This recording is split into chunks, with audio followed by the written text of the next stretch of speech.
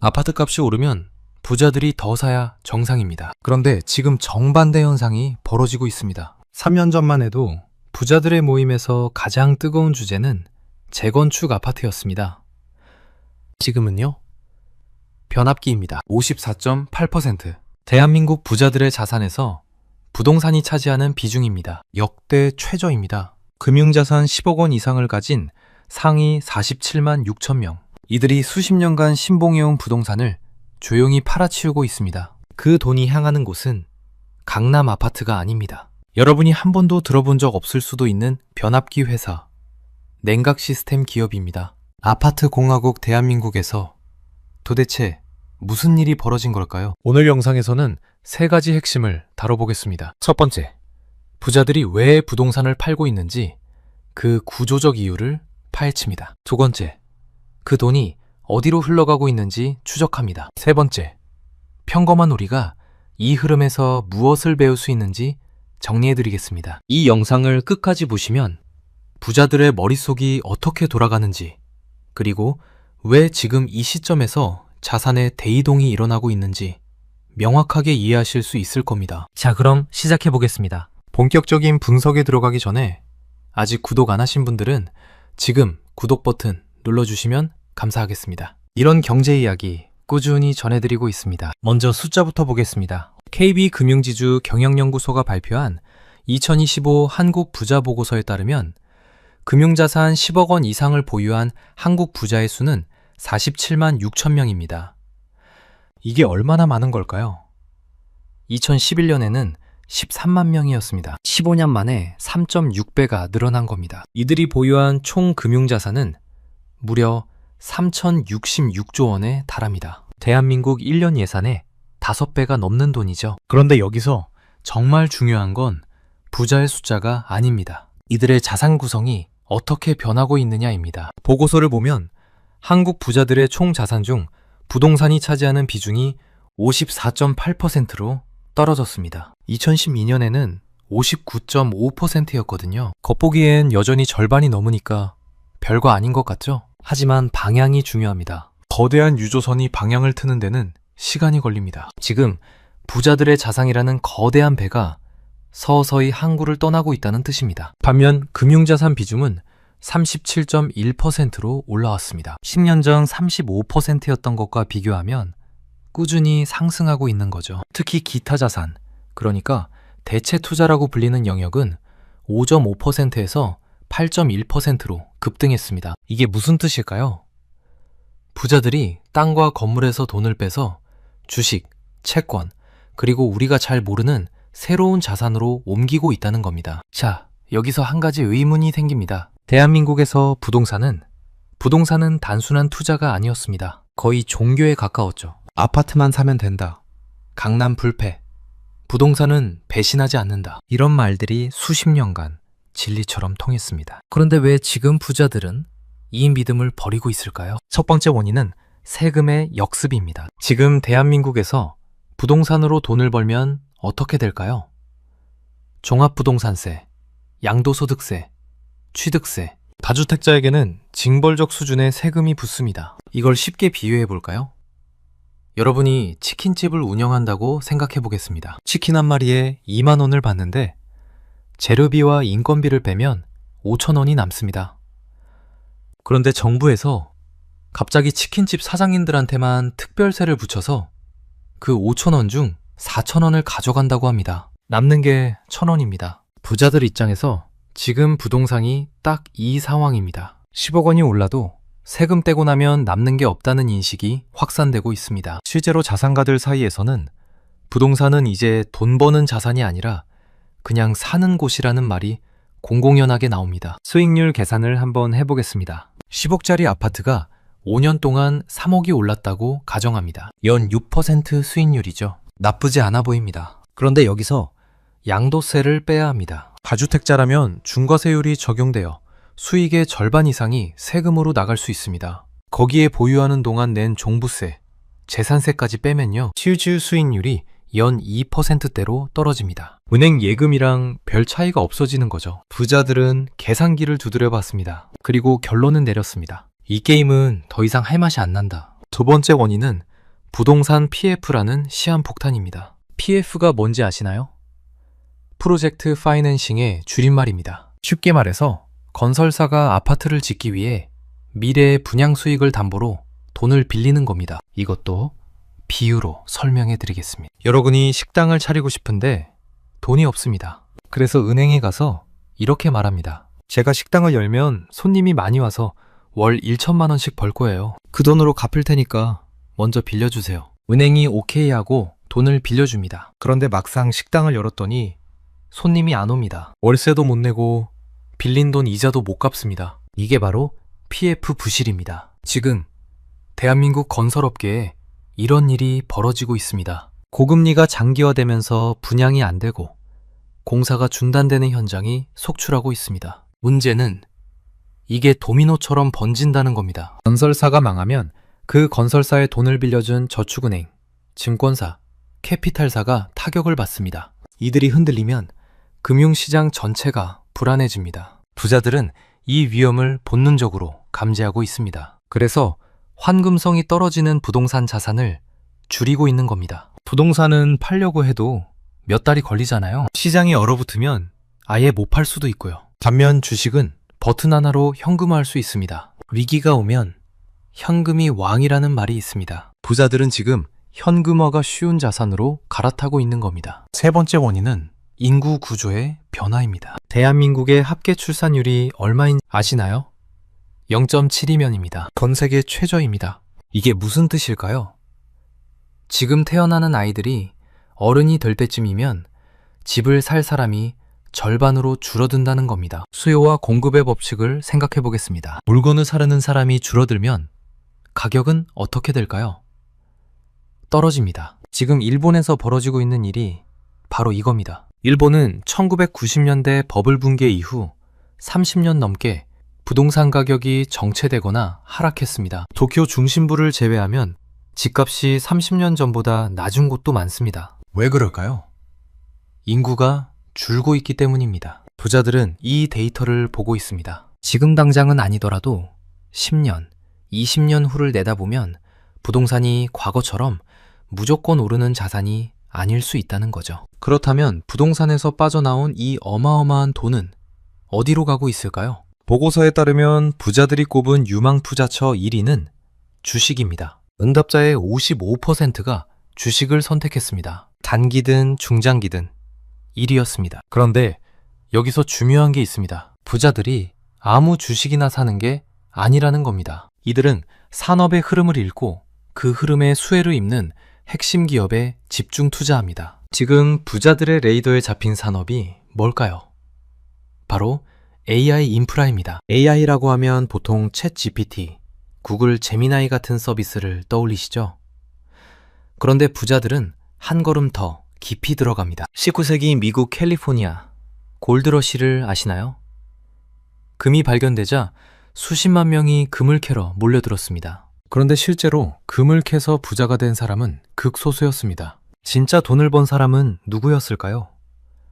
광부들에게 곡괭이를 팔았던 상인, 그리고 질긴 천으로 작업용 바지를 만들어 팔았던 리바이 스트라우스였습니다. 네, 그 유명한 리바이스 청바지의 창업자입니다. 부자들은 지금 AI 시장을 똑같은 시각으로 보고 있습니다. 챗 GPT가 성공할지, 구글이 이길지, 아니면 중국의 딥시크가 뒤집을지, 이건 아무도 모릅니다. 소프트웨어 경쟁은 불확실합니다. 하지만 확실한 게 하나 있습니다. 누가 이기든 AI를 돌리려면 반드시 필요한 것들이 있다는 거죠. 그게 뭘까요? 전기입니다. 그리고 열을 식힐 냉각 시스템입니다. AI 데이터 센터가 얼마나 전기를 많이 먹는지 아시나요?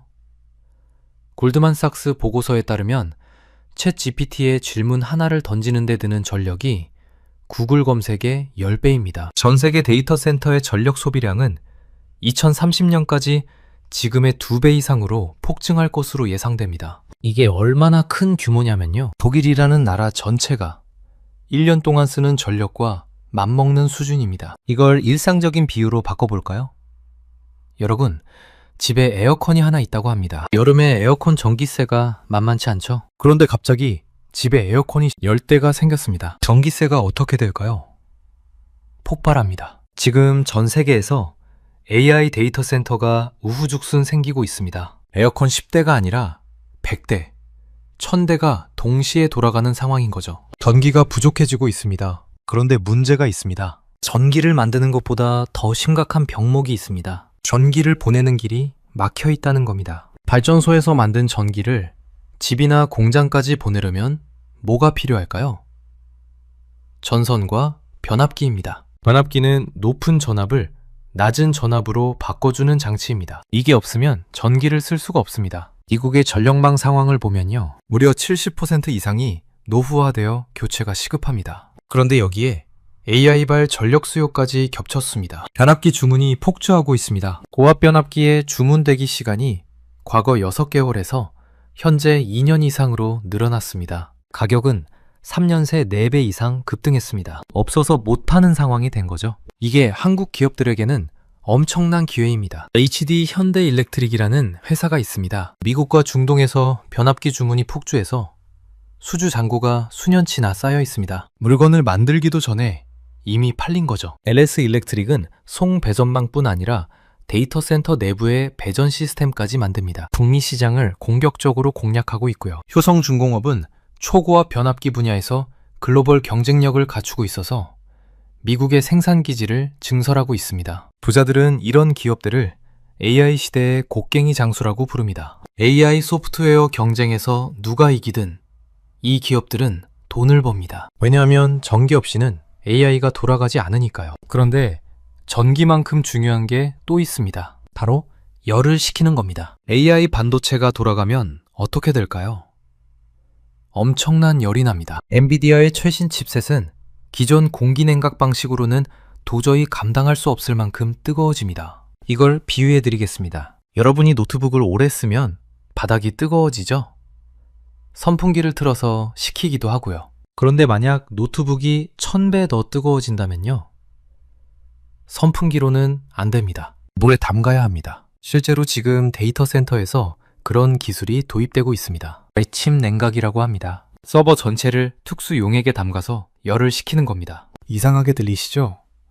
전자제품을 물에 담그면 망하는 거 아닌가?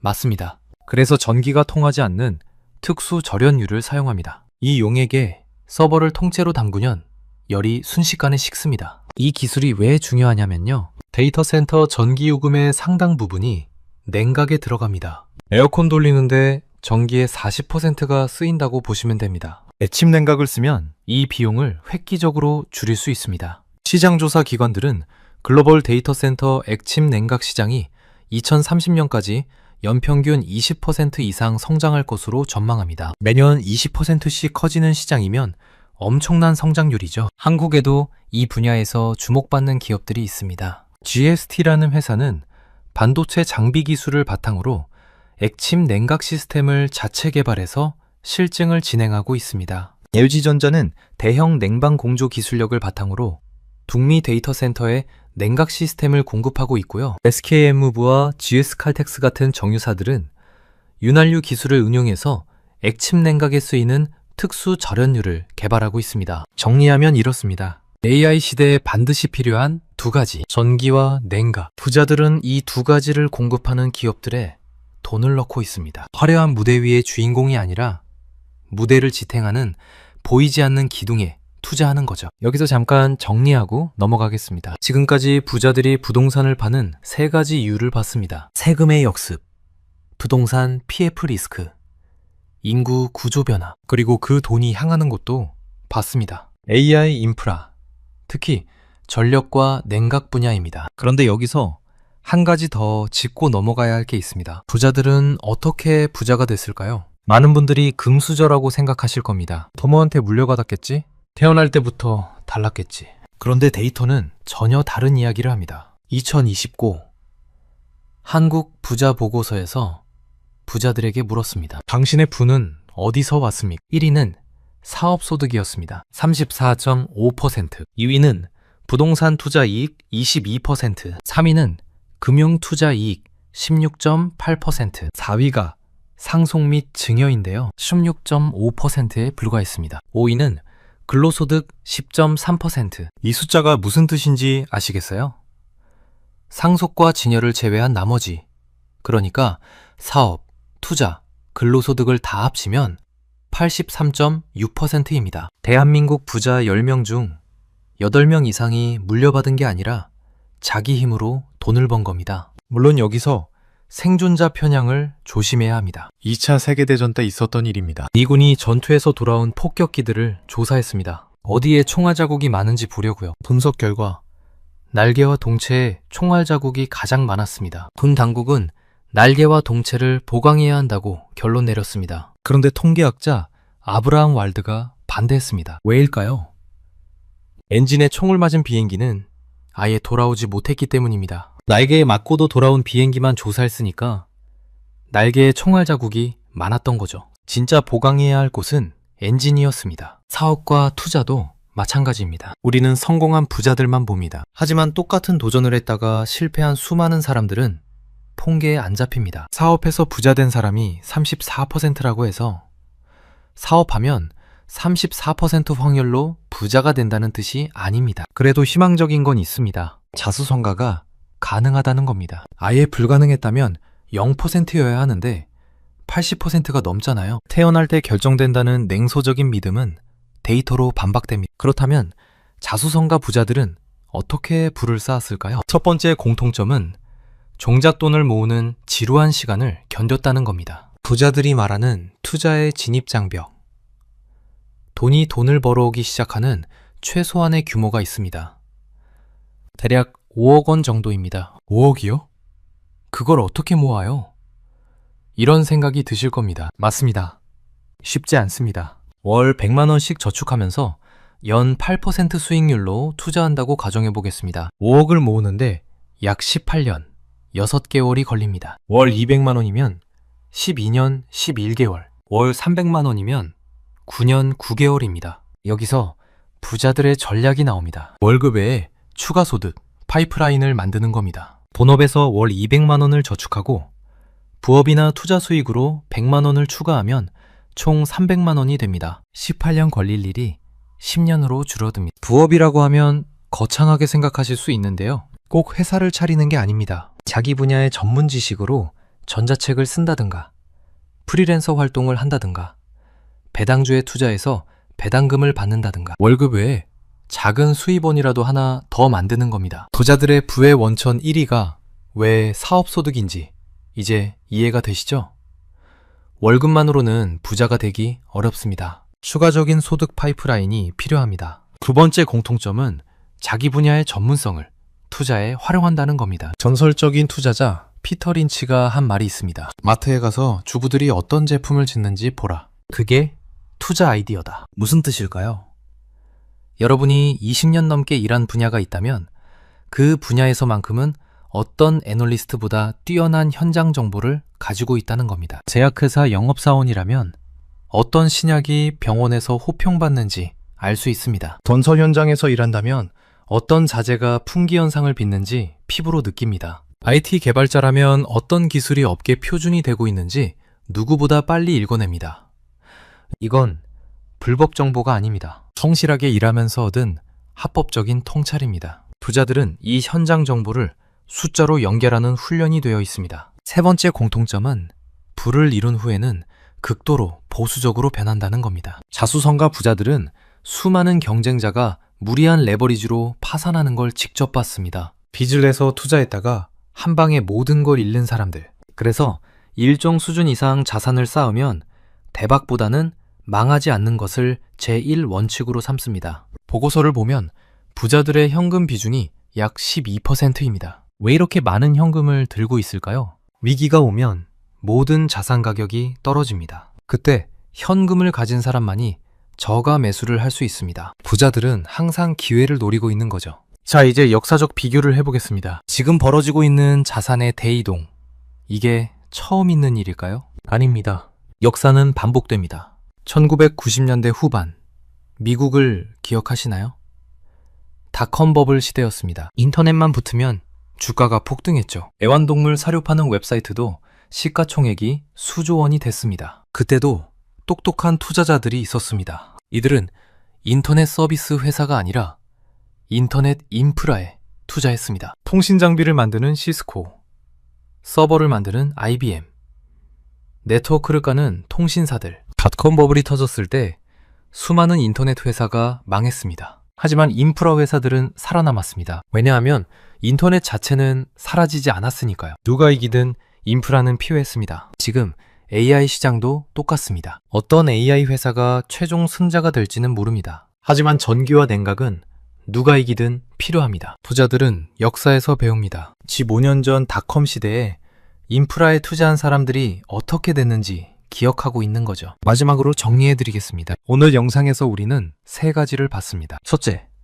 부자들이 왜 부동산을 팔고 있는가? 세금 부담 증가, 부동산 PF 리스크, 인구 구조 변화. 이 세 가지가 부동산의 투자 매력을 떨어뜨리고 있습니다. 둘째, 그 돈이 어디로 가고 있는가? AI 인프라입니다. 특히 전력 공급을 위한 변압기 기업들, 열을 식히는 냉각 시스템 기업들이 부자들의 레이더에 잡혀 있습니다. 화려한 무대 위의 스타가 아니라 무대를 지탱하는 기둥에 투자하는 곡괭이 전략입니다. 셋째, 부자들은 어떻게 부자가 됐는가? 80% 이상이 자수성가입니다. 종잣돈을 모으는 인내, 자기 분야의 전문성 활용, 그리고 부를 이룬 후의 보수적 리스크 관리. 이것이 그들의 공통점입니다. 여기서 우리가 가져갈 교훈이 있습니다. 부자들의 행동을 그대로 따라하라는 게 아닙니다. 그들이 어떤 논리로 움직이는지 이해하는 게 중요합니다. 부자들은 감정이나 유행에 휘둘리지 않습니다. 데이터를 보고 구조를 분석하고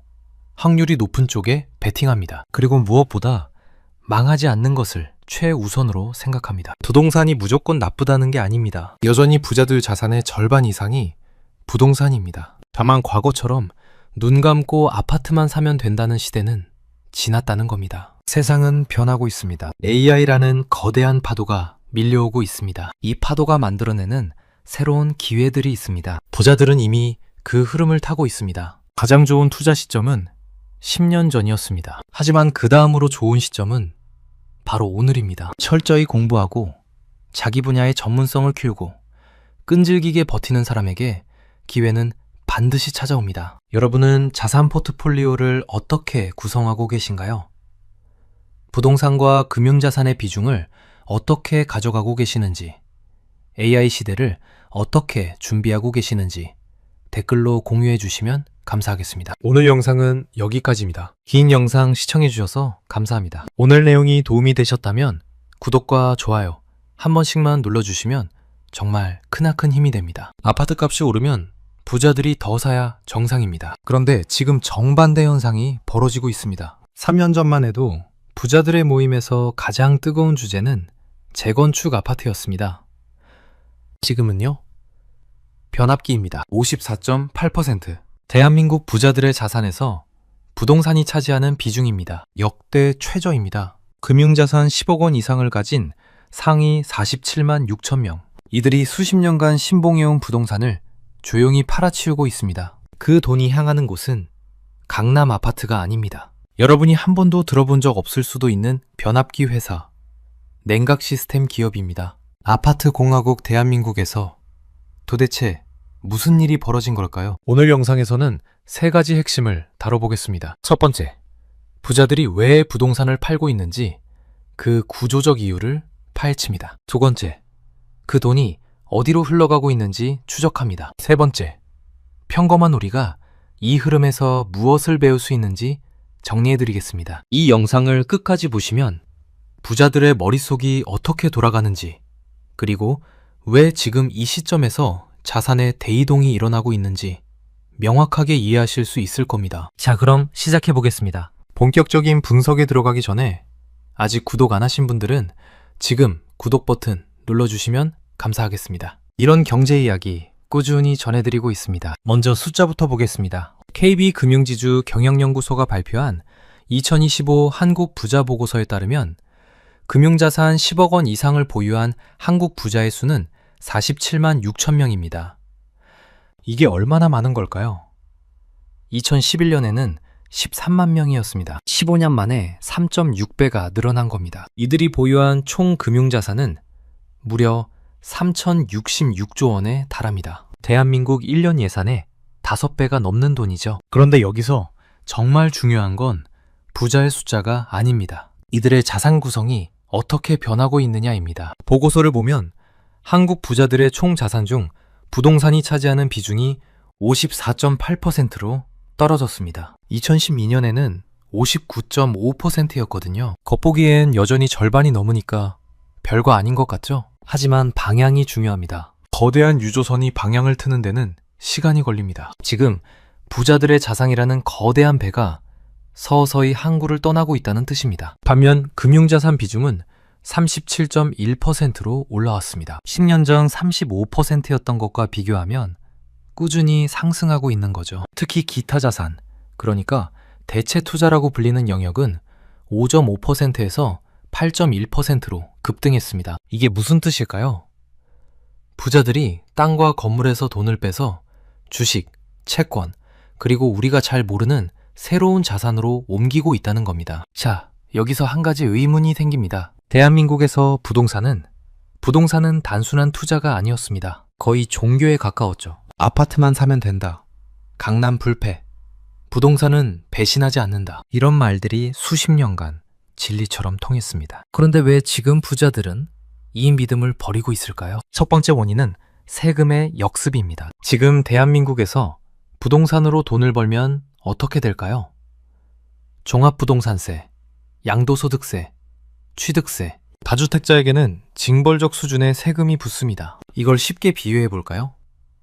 여러분이 치킨집을 운영한다고 생각해 보겠습니다. 치킨 한 마리에 2만 원을 받는데 재료비와 인건비를 빼면 5천 원이 남습니다. 그런데 정부에서 갑자기 치킨집 사장님들한테만 특별세를 붙여서 그 5천 원 중 4천 원을 가져간다고 합니다. 남는 게 1천 원입니다. 부자들 입장에서 지금 부동산이 딱 이 상황입니다. 10억 원이 올라도 세금 떼고 나면 남는 게 없다는 인식이 확산되고 있습니다. 실제로 자산가들 사이에서는 부동산은 이제 돈 버는 자산이 아니라 그냥 사는 곳이라는 말이 공공연하게 나옵니다. 수익률 계산을 한번 해보겠습니다. 10억짜리 아파트가 5년 동안 3억이 올랐다고 가정합니다. 연 6% 수익률이죠. 나쁘지 않아 보입니다. 그런데 여기서 양도세를 빼야 합니다. 다주택자라면 중과세율이 적용되어 수익의 절반 이상이 세금으로 나갈 수 있습니다. 거기에 보유하는 동안 낸 종부세, 재산세까지 빼면요, 실질 수익률이 연 2%대로 떨어집니다. 은행 예금이랑 별 차이가 없어지는 거죠. 부자들은 계산기를 두드려 봤습니다. 그리고 결론은 내렸습니다. 이 게임은 더 이상 할 맛이 안 난다. 두 번째 원인은 부동산 PF라는 시한폭탄입니다. PF가 뭔지 아시나요? 프로젝트 파이낸싱의 줄임말입니다. 쉽게 말해서 건설사가 아파트를 짓기 위해 미래의 분양 수익을 담보로 돈을 빌리는 겁니다. 이것도 비유로 설명해 드리겠습니다. 여러분이 식당을 차리고 싶은데 돈이 없습니다. 그래서 은행에 가서 이렇게 말합니다. 제가 식당을 열면 손님이 많이 와서 월 1천만 원씩 벌 거예요. 그 돈으로 갚을 테니까 먼저 빌려주세요. 은행이 오케이 하고 돈을 빌려줍니다. 그런데 막상 식당을 열었더니 손님이 안 옵니다. 월세도 못 내고 빌린 돈 이자도 못 갚습니다. 이게 바로 PF 부실입니다. 지금 대한민국 건설업계에 이런 일이 벌어지고 있습니다. 고금리가 장기화되면서 분양이 안 되고 공사가 중단되는 현장이 속출하고 있습니다. 문제는 이게 도미노처럼 번진다는 겁니다. 건설사가 망하면 그 건설사에 돈을 빌려준 저축은행, 증권사, 캐피탈사가 타격을 받습니다. 이들이 흔들리면 금융시장 전체가 불안해집니다. 부자들은 이 위험을 본능적으로 감지하고 있습니다. 그래서 환금성이 떨어지는 부동산 자산을 줄이고 있는 겁니다. 부동산은 팔려고 해도 몇 달이 걸리잖아요. 시장이 얼어붙으면 아예 못 팔 수도 있고요. 반면 주식은 버튼 하나로 현금화할 수 있습니다. 위기가 오면 현금이 왕이라는 말이 있습니다. 부자들은 지금 현금화가 쉬운 자산으로 갈아타고 있는 겁니다. 세 번째 원인은 인구 구조의 변화입니다. 대한민국의 합계 출산율이 얼마인지 아시나요? 0.72명입니다. 전 세계 최저입니다. 이게 무슨 뜻일까요? 지금 태어나는 아이들이 어른이 될 때쯤이면 집을 살 사람이 절반으로 줄어든다는 겁니다. 수요와 공급의 법칙을 생각해 보겠습니다. 물건을 사려는 사람이 줄어들면 가격은 어떻게 될까요? 떨어집니다. 지금 일본에서 벌어지고 있는 일이 바로 이겁니다. 일본은 1990년대 버블 붕괴 이후 30년 넘게 부동산 가격이 정체되거나 하락했습니다. 도쿄 중심부를 제외하면 집값이 30년 전보다 낮은 곳도 많습니다. 왜 그럴까요? 인구가 줄고 있기 때문입니다. 부자들은 이 데이터를 보고 있습니다. 지금 당장은 아니더라도 10년, 20년 후를 내다보면 부동산이 과거처럼 무조건 오르는 자산이 아닐 수 있다는 거죠. 그렇다면 부동산에서 빠져나온 이 어마어마한 돈은 어디로 가고 있을까요? 보고서에 따르면 부자들이 꼽은 유망 투자처 1위는 주식입니다. 응답자의 55%가 주식을 선택했습니다. 단기든 중장기든 1위였습니다. 그런데 여기서 중요한 게 있습니다. 부자들이 아무 주식이나 사는 게 아니라는 겁니다. 이들은 산업의 흐름을 읽고 그 흐름의 수혜를 입는 핵심 기업에 집중 투자합니다. 지금 부자들의 레이더에 잡힌 산업이 뭘까요? 바로 AI 인프라입니다. AI라고 하면 보통 챗 GPT, 구글 제미나이 같은 서비스를 떠올리시죠? 그런데 부자들은 한 걸음 더 깊이 들어갑니다. 19세기 미국 캘리포니아 골드러시를 아시나요?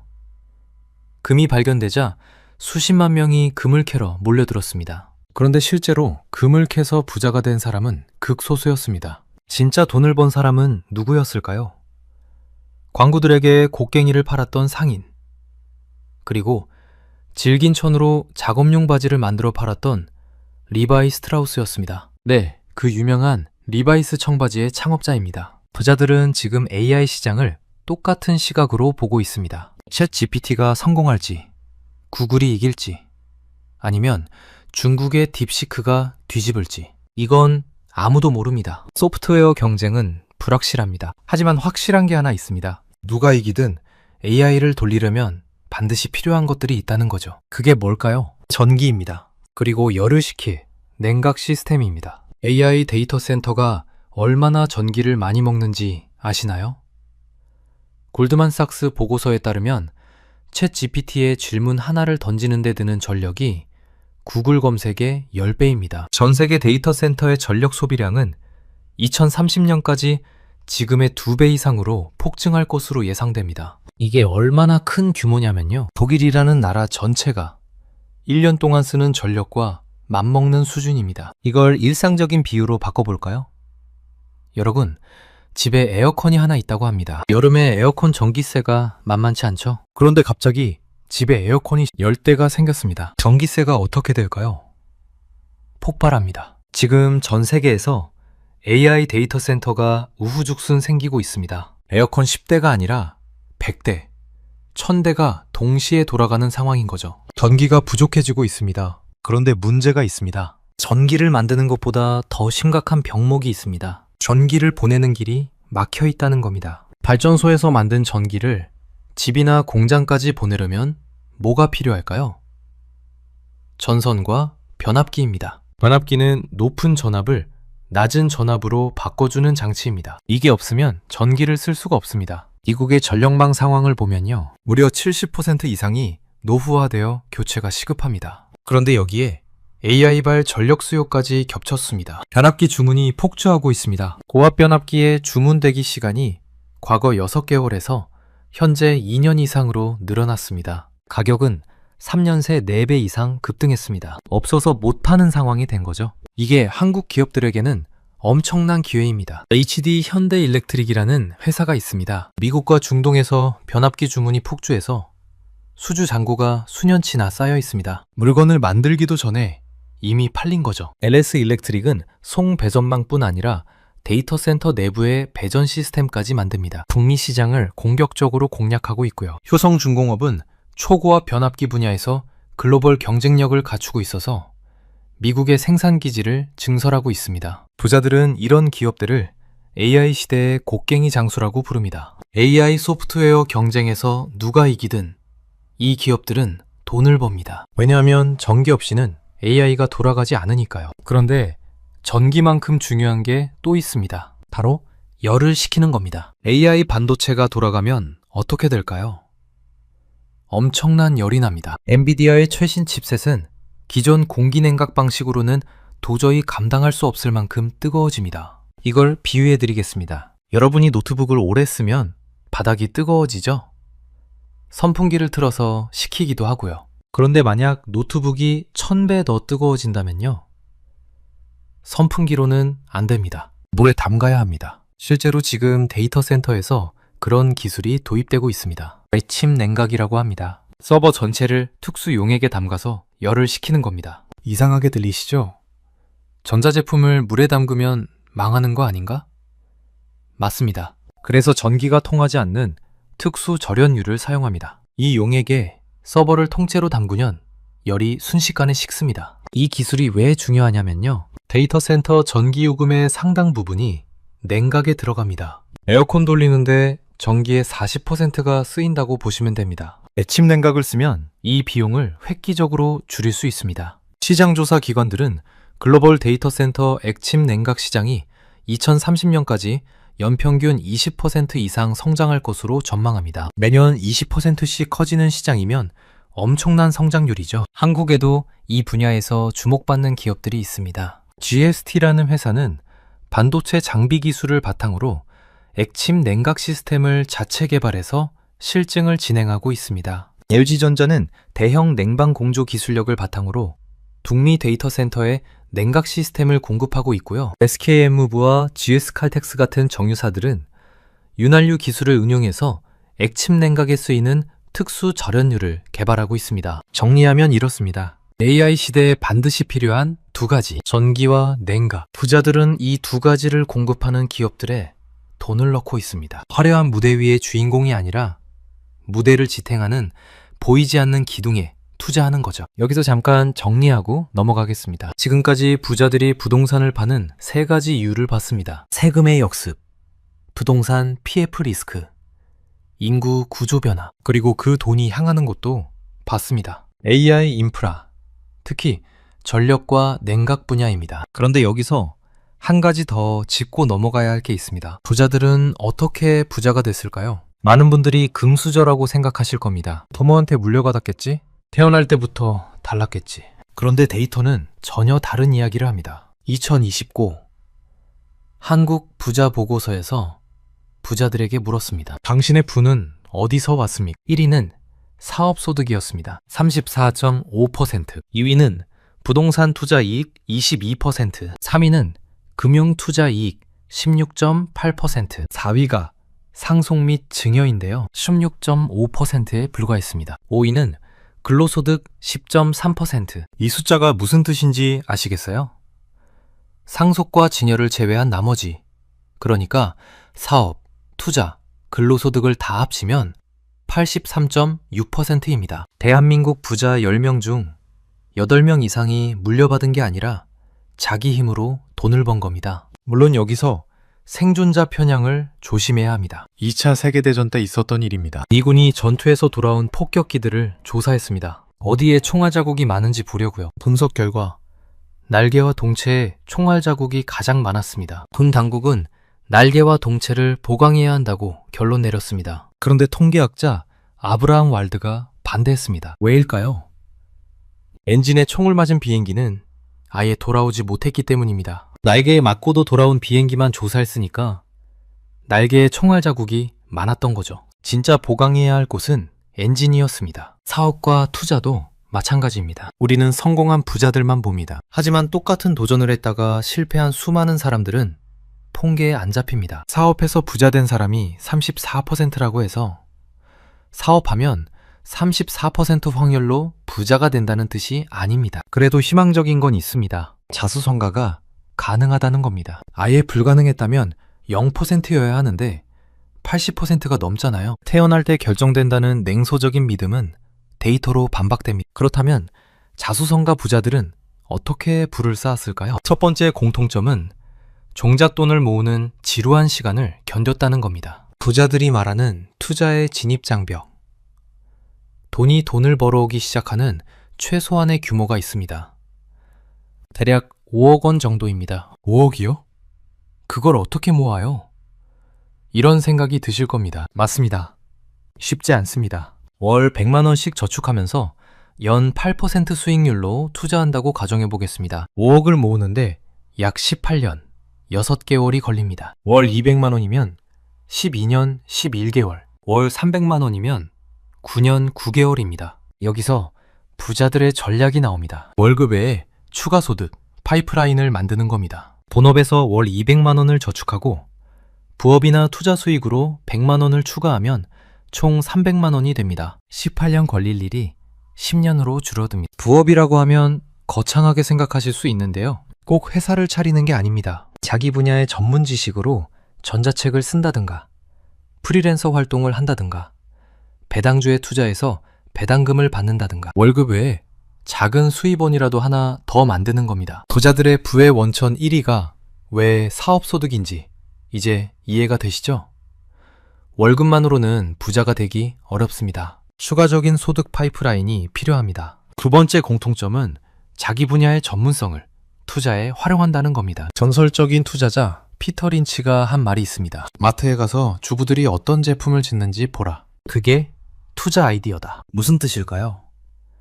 여러분이 20년 넘게 일한 분야가 있다면 그 분야에서만큼은 어떤 애널리스트보다 뛰어난 현장 정보를 가지고 있다는 겁니다. 제약회사 영업사원이라면 어떤 신약이 병원에서 호평받는지 알 수 있습니다. 건설 현장에서 일한다면 어떤 자재가 품귀 현상을 빚는지 피부로 느낍니다. IT 개발자라면 어떤 기술이 업계 표준이 되고 있는지 누구보다 빨리 읽어냅니다.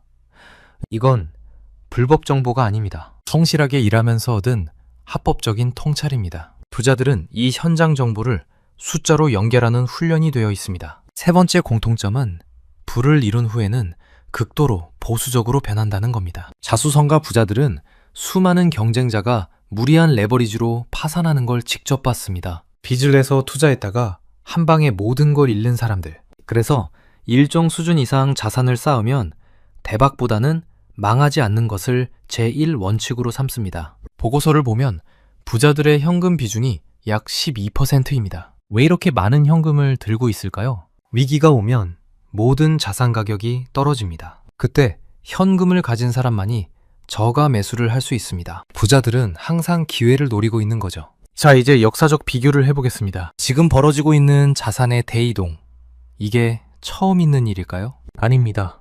역사는 반복됩니다. 1990년대 후반, 미국을 기억하시나요?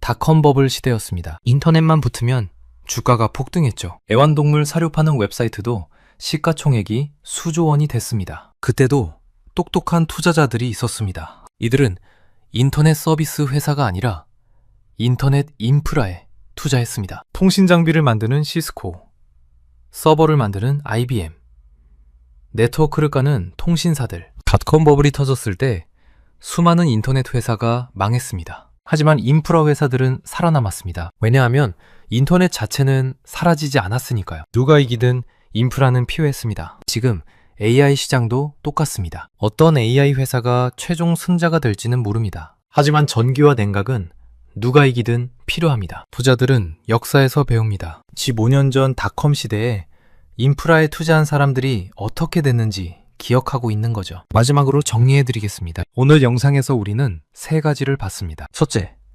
부자들이 왜 부동산을 팔고 있는가? 세금 부담 증가, 부동산 PF 리스크, 인구 구조 변화. 이 세 가지가 부동산의 투자 매력을 떨어뜨리고 있습니다. 둘째, 그 돈이 어디로 가고 있는가? AI 인프라입니다. 특히 전력 공급을 위한 변압기 기업들, 열을 식히는 냉각 시스템 기업들이 부자들의 레이더에 잡혀 있습니다. 화려한 무대 위의 스타가 아니라 무대를 지탱하는 기둥에 투자하는 곡괭이 전략입니다. 셋째, 부자들은 어떻게 부자가 됐는가? 80% 이상이 자수성가입니다. 종잣돈을 모으는 인내, 자기 분야의 전문성 활용, 그리고 부를 이룬 후에 보수적 리스크 관리. 이것이 그들의 공통점입니다. 여기서 우리가 가져갈 교훈이 있습니다. 부자들의 행동을 그대로 따라하라는 게 아닙니다. 그들이 어떤 논리로 움직이는지 이해하는 게 중요합니다. 부자들은 감정이나 유행에 휘둘리지 않습니다. 데이터를 보고 구조를 분석하고